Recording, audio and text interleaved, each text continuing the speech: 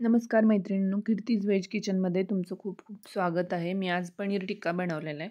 एकदम मस्त आणि आगळी वेगळी रेसिपी आहे. मी 200 ग्राम पनीर घेतले बारीक कट करून आणि त्यामध्ये बारीक चिरून कोथिंबीर टाकले आणि एक कांदा असं चौकोनी आकाराचा कापला आहे आणि शिमला मिरची चौकोनी आकाराची एक शिमला मिरची कापून घेतली आहे. त्यामध्ये 1 चमचाभर दही घातलं आहे.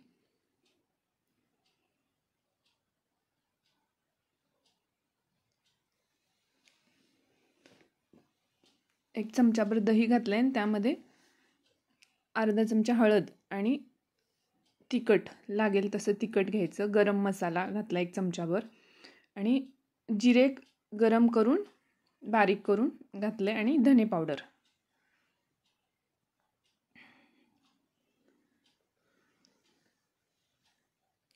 थोडंसं मीठ घालायचं आणि सगळं ते एकजीव करून घ्यायचं. सगळं एकत्र ते पनीरला सगळा मसाला लावून घ्यायचा.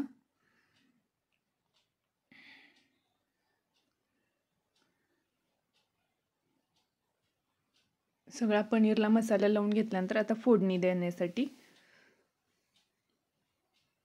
मिक्सरच्या भांड्यामध्ये एक 5-6 लसणाच्या कुड्या घेतलेत, एक आलं घेतले, थोडंसं आलं घेतलंय आणि 3 टोमॅटो घेतलेत मध्यम आकाराचे आणि त्यामध्ये एक मिरची घातले एक आणि हे मिक्सरच्या भांड्यातून वाटून घेतलेलं आहे.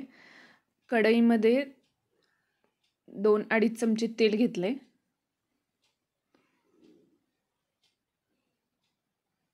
आणि त्यामध्ये साजूक तूप 1 चमचाभर साजूक तूप घेतले.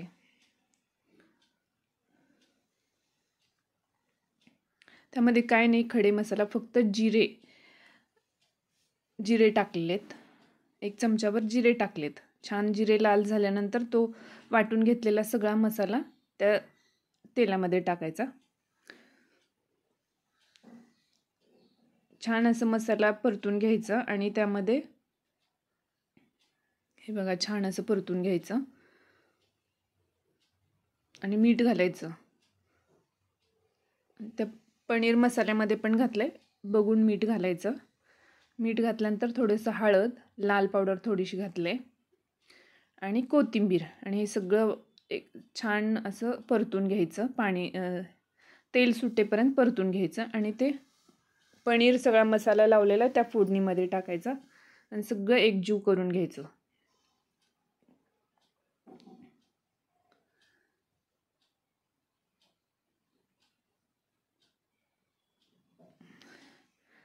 सगळं एकजीव करून घेतल्यानंतर गरम पाणी करून घ्यायचं. गरम पाणी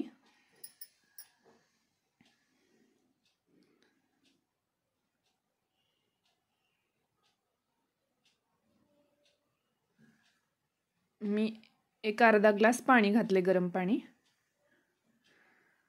छान असं सगळं एकजीव करून घेतल्यानंतर थोडंसं 5 मिनिटं झाकून ठेवायचं.